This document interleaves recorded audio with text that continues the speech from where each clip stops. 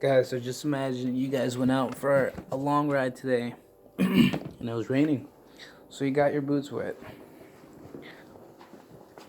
Make yourself this crazy looking guy right here, it's a PVC.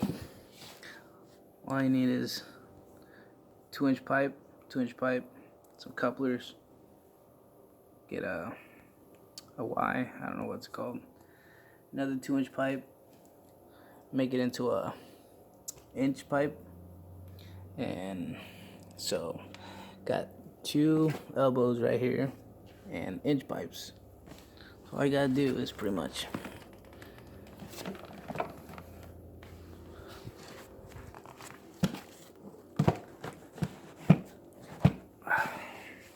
so you got your bungees over here, right?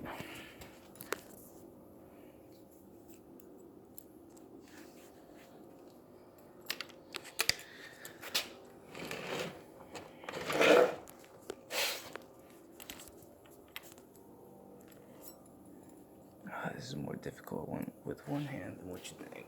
Alright.